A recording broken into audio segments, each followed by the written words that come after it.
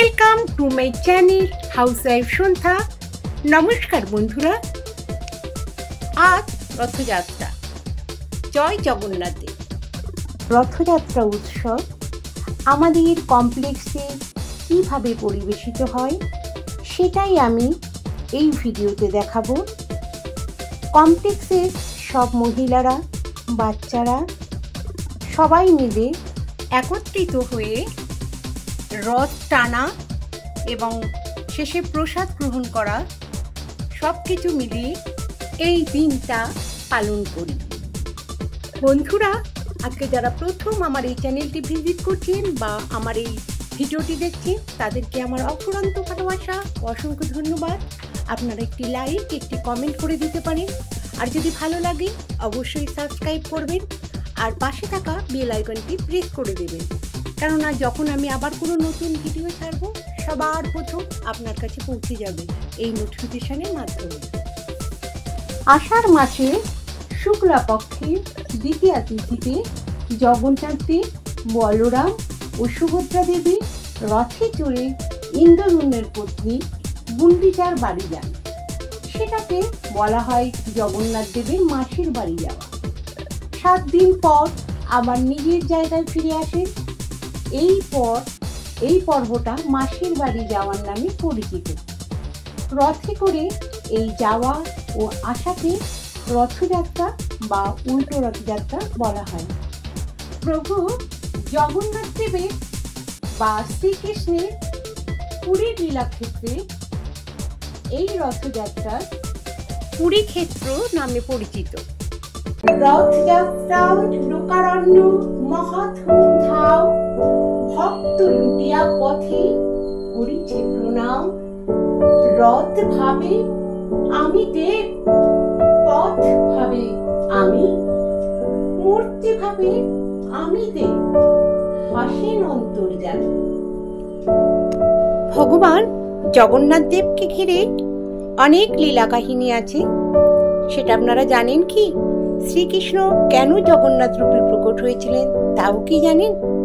জগন্নাথ দেবের মন্দিরে একসময় মুসলিম গায়ক ছিলেন, তার নাম ছিল মোহাম্মদ আজিজ। তিনি ভগবান জগন্নাথ দেবকে সুমধুর গান শোনানোর জন্য বিখ্যাত ছিলেন।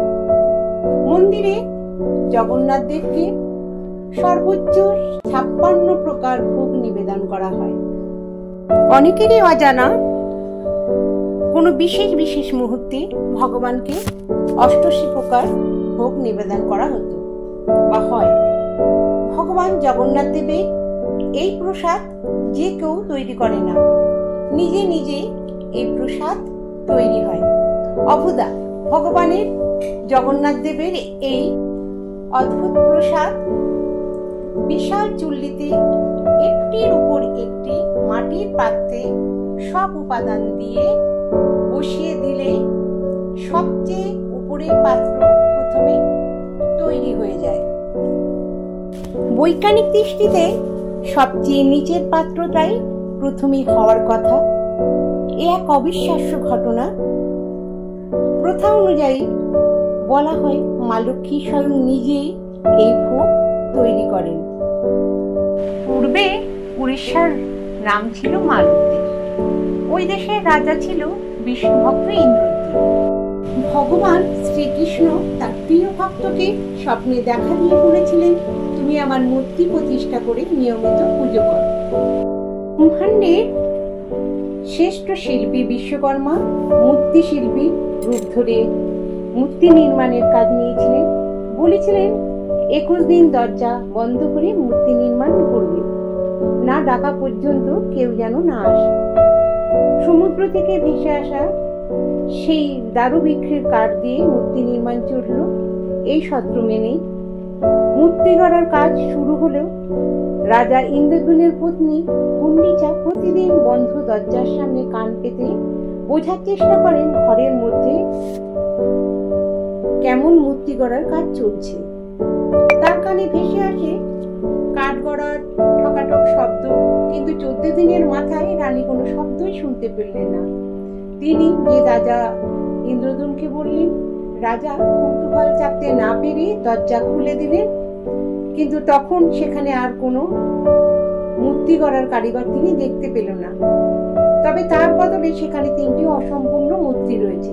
সেই মূর্তির হাত পা তখনও কিছুই তৈরি হয়নি। রাজা মনের দুঃখে হতাশ হয়ে গেলেন। তখন ভক্তের কষ্ট দেখে দয়াময় জগন্নাথ স্বপ্নে তাকে দেখা দিয়ে বললেন, এটা আগে থেকেই নির্ধারিত, আমি এই রূপেই পুজো পেতে চাই। তারপর থেকে যুগ যুগ ধরে চলে আসছে এই পুজো পদ্ধতি, এই মূর্তি। আর বছরে একদিন বলরাম, সুভদ্রা আর কে নিয়ে জগন্নাথ দেব মাসির বাড়ি যান আর উল্টো রাতে বাড়িতে ফিরে আসেন।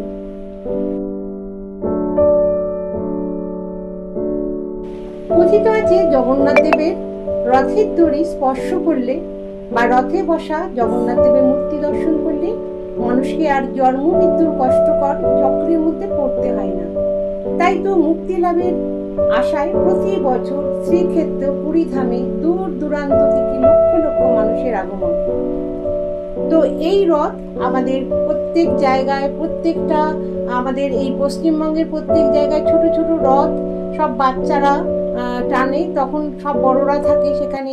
অনেক মন্দিরে রথ বের হয় যে টানার জন্য, তো সকলে সেখানে প্রচুর ভিড় হয়। তো এখানে আমাদের কমপ্লেক্সের রথ দেখতেই পাচ্ছেন, কমপ্লেক্সের রথ আমাদের সবাই মিলে টেনে নিয়ে চলেছি। আর এখানে প্রত্যেকটা মানে ছোট বড় সবাই রয়েছে। আর মহিলারা, আমাদের এই কমপ্লেক্সের প্রত্যেকটা মহিলা যারা খুব ভালোভাবে বন্ধুত্বপূর্ণ সহকারে এই রথটাকে টেনে আমাদের একত্রিত করে সবাই মিলে আমরা এই একটা উৎসব আমাদের প্রত্যেকে এক জায়গায় করে। আর প্রত্যেকে আমরা এই উৎসবটা খুব সুন্দরভাবে আমরা এটার মধ্যে ইনভলভ হই, আমরা একত্রিত হই, আমরা এখানে এসে অনেক রকম আনন্দও করতে পারি। এটা একটা আমাদের কাছে ফেস্টিভ্যাল হয়ে দাঁড়িয়েছে আমাদের এই ছোট্ট রথে। এটা এবার আমাদের নতুন রথ, প্রতি বছরের মতন পলি রথ নিয়ে বের হয়। আর এটা আমরা সবাই এইভাবে আমরা উপভোগ করি রথ ট্রেনে। আর প্রচুর আমাদের মহিলারা থাকি এর মধ্যে, সবাই খুব আনন্দ সহকারে আমরা এই উৎসবটা এইভাবে পালিত করি। আমাদের এখানকার যত সবাই আছে যারা ঘরে রয়েছে তারাও বেরিয়ে এসে জগন্নাথ দেবীর রথটা টানে, আবার জগন্নাথ দেবীর দর্শন করে, আবার এখানে প্রসাদ বিতরণ হয়। সব কিছু মিলিয়ে আমাদের এই অনুষ্ঠান খুব সুন্দরভাবে এখানে পালিত হয়। তো আমাদের পুরো কমপ্লেক্স অনেক বড়, তো অনেকক্ষণই সময় লাগে আমাদের পুরো কমপ্লেক্সটা এইভাবে ঘুরিয়ে নিয়ে যেতে। দেশ বিদেশ যেখান থেকেই দেখছেন আমার এই ভিডিওটি, আর যে ধর্মের লোকেরাই দেখছেন আমার এই ভিডিওটি, তো এখানে ধর্ম নির্বিশেষে সবাই আমরা একসঙ্গে মিলিত হয়ে আমরা এখানকার সমস্ত কিছু আমরা করি, যত রকম আমাদের ফেস্টিভ্যাল থাকে, তো খুব আনন্দ সহকারে সবাই করি। তো যেখান থেকে দেখছেন তাদেরকে আমার অসংখ্য ধন্যবাদ, অফুরন্ত ভালোবাসা। সবাইকে শুভ রথযাত্রা শুভকামনা রইল। তো আমাদের এখানে জিলিপি প্রসাদ, আরও টুকটাক প্রসাদ দেওয়া হয়েছিল। আর এটা আমাদের কমিউনিটি হল, এটা হচ্ছে আমাদের জগন্নাথ দেব এইখানেই থাকবেন। এটাই মোটামুটি এটা আর কি ওনার মাসির বাড়ি হিসাবেই এখানে উনি থাকবেন। তো এখানে ওনাকে পুজো করবেন সেরকমই ঠিক করা হয়েছে। এখানে এই যে কদিন ইনি এখানে থাকবেন, তো এইটা আমাদের কমিউনিটি হল, ওখানেই নিয়ে যাওয়া হবে। তো আমরা সবাই কমিউনিটি হলে পৌঁছে গেছি। তো আমাদের এই সোসাইটির আমাদের যে সেক্রেটারি রয়েছে সে হচ্ছে অনামিকা কর, তার আর আমাদের যে ভাইস প্রেসিডেন্ট আছে তাদের উদ্যোগে এখানে প্রসাদেরও মানে ব্যবস্থা করা হয়েছে। তো সবাইকে আমাদের এই যে অনামিকা কর সবাইকে আমাদের প্রসাদ নিজের হাতে আর কি নিয়ে সবাইকে দিচ্ছে। খুব এই ছোট ছোট অনুষ্ঠানগুলো এই যে এত আনন্দ সহকারে একটা পালন, যে মনে হয় যেন একটা বড় কিছু, যে দুর্গাপুজোর মতন প্রত্যেকটা ছোট ছোট জিনিস সবাই মিলে একত্রিত হয়ে এক জায়গায় একটা আনন্দের সমাবেশ। আর এটা হচ্ছে অভিজিৎ দা, যেটি আমাদের এখানকার মেনটেনেন্স ডিপার্টমেন্টে আছে। তিনি এখানে সমস্ত সবাইকে প্রসাদ উঠিয়ে দিচ্ছে আর সবাইকে নিজের হাতে পরিবেশন করছেন। আমাদের সেক্রেটারি সবাইকে দিচ্ছে। আর এখানে উপস্থিত সবাই আমরা কিছু লোক বাইরেও দাঁড়িয়ে আছি, সবাই আমরা এখানে প্রসাদ নিলাম। সবাই এখানে খুব আনন্দ করলাম। আমাদের এই বিশেষ বিশেষ মুহূর্তগুলো আজকের ভিডিওতে আমি দিয়েছি। আশা করি আপনাদেরও এই ভিডিওটি খুব ভালো লাগবে। এভাবে আমরা ছোট ছোট অনুষ্ঠানে আমরা আবার সেই ছোটোবেলায় ফিরে যেতে পারি। এই ছোটোবেলাকার সেই রথ টানা। এখানে আমাদের যে এই সোসাইটির যে ভাইস প্রেসিডেন্ট আমাদের সবিতা দি এবং তার হাজব্যান্ড প্রসাদ বাড়ছে। তো এখানে সবাই মিলে আমরা খুব এনজয় করে এবার আমরা বাড়ির দিকে রওনা হব।